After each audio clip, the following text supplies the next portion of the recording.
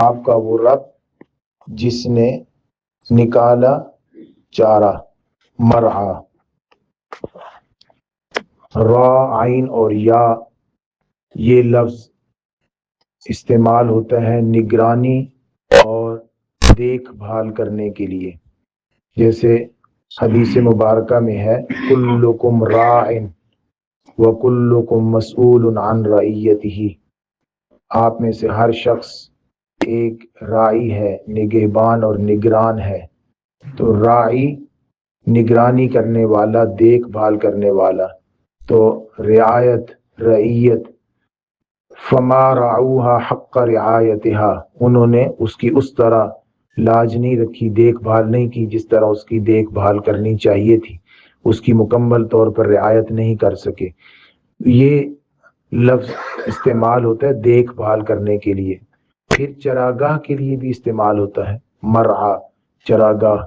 حما بھی اسے کہتے ہیں، کہ جس کے ارد گرد باڑ ہو اور اس میں مختلف گھاس اور پودے اگی ہوئی ہوں جنہیں کوئی چرنے کے لیے نہ آیا ہو، اسے خاص اوقات میں چرایا جائے یا خاص جانوروں کے لیے کھولا جائے، مرعا، چراگاہ۔ تو یہ را، عین، یا نگہبانی اور نگرانی کے لیے ہے۔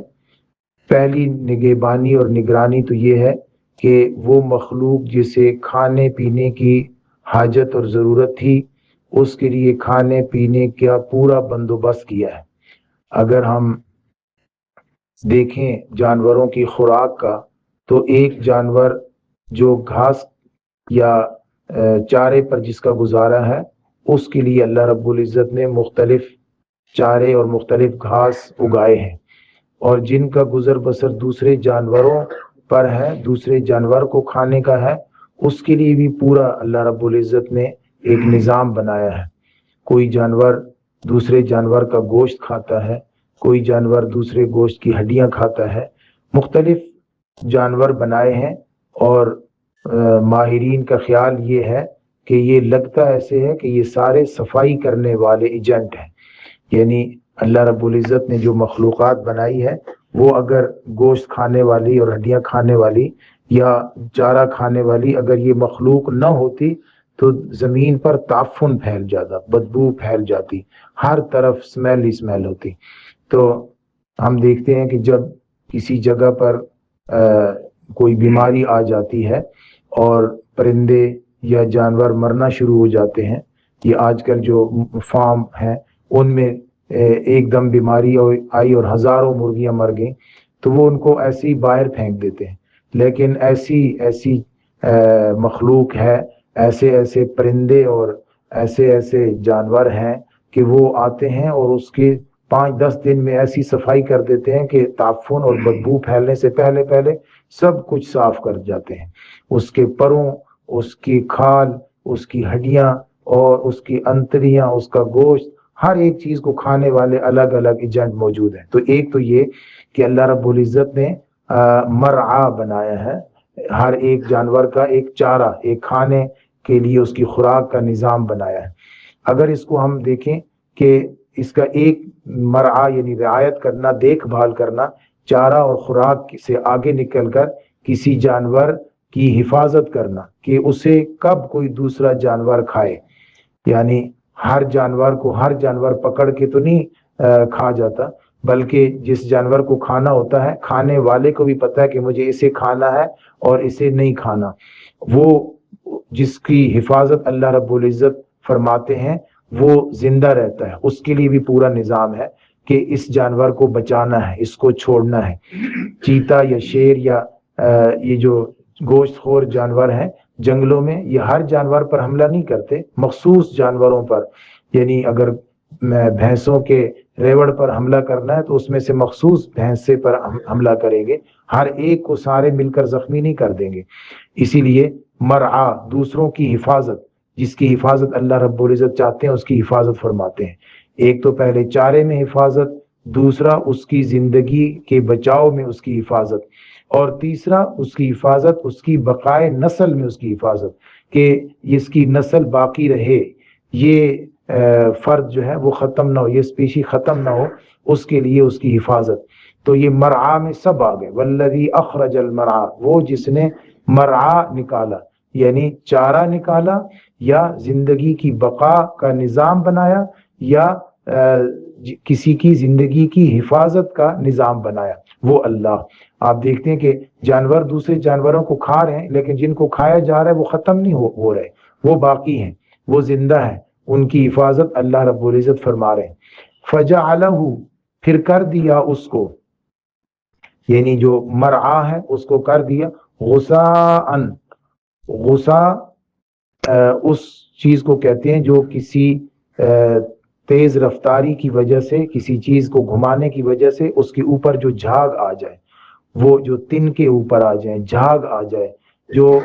فضول چیز اوپر آ جائے، اس کو ہم غصہ کہتے ہیں۔ بہت تیز رفتار پانی جب بہہ کے اوپر سے نیچے کی طرف آتا ہے تو اپنے ساتھ کئی تن کے، گھاس اور خس و خاشاک جو ہے وہ لے کر آتا ہے، اور ان کو ایک سائڈ پہ کرتا جاتا ہے، جھاگ بھی آتی ہے، اس ساری چیز کو غصہ کہتے ہیں، یعنی جو مقصود نہیں ہوتا۔ فجعلہ غصہ، پھر کر دیتا ہے اس کو غصہ۔ احوا، احوا کا معنی ویسے لپٹی ہوئی چیز، جس کو کنڈل کہتے ہیں، کنڈل ماری ہوئی چیز، گول جس نے کر لیا ہو۔ کبھی کبھی سانپ کو بھی احوا کہہ دیتے ہیں کیونکہ وہ بھی گول ہو جاتا ہے، اور انتڑیوں کو بھی احوا کہتے ہیں۔ قرآن مجید میں خود انتڑیوں کے لیے ہوا کا لفظ آیا ہے، انتڑیاں، کیونکہ وہ بھی گول گول کنڈل ماری ہوئی ہوتی ہیں۔ اور ہوا کا ایک معنی یہ بھی ہوتا ہے کہ کسی چیز میں بہت زیادہ سبزی ہو، یعنی سیاہی اور سرخی کو ملا کر، سیاہی اور سرخی کو ملا کر جو سبزی بنتی ہے، جو سبز رنگ بنتا ہے، گہرا سبز، گاڑھا، اسے بھی ہوا کہتے ہیں۔ تو فجعلہ غثاء احوا، پھر کر دیا اس کو غصہ اور احوا۔ یہ اگر احوا جو ہے وہ صفت ہو مرعا کی تو گویا کہ یہ یوں لفظ تھا، والذی اخرج المرعى الاحوا فجعلہ غصاء۔ اگر مرعا کی یہ صفت ہے احوا تو اس کا معنی سرسبز چارہ، ایسا چارہ جو سبزی مائل ہے۔ تو جب ہم مرعا کو جا کر دیکھیں، مرعا کو جو حما ہوتی ہے، جو چراگاہ ہوتی ہے جس میں جانور کو داخل نہیں ہونے دیا جاتا، تو وہ جو سبز ہوتی ہے تو ایسی گہری سبز ہوتی ہے کہ پتہ چلتا ہے کہ یہ سیاہ ہے۔ اور اگر یہ صفت غصہ کی ہو تو پھر اس کا معنی وہ غصہ ہے کہ جو کسی چیز کے بھنور میں آ کر، کسی چکر میں آ کر ناقابل استعمال یا غیر مفید ہو گئی ہو۔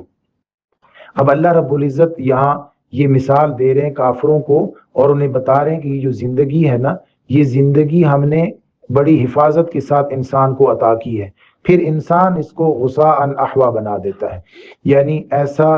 کوڑا کہ جس کا کوئی فائدہ نہیں ہوتا، بھاگ دوڑ اور تگ و دو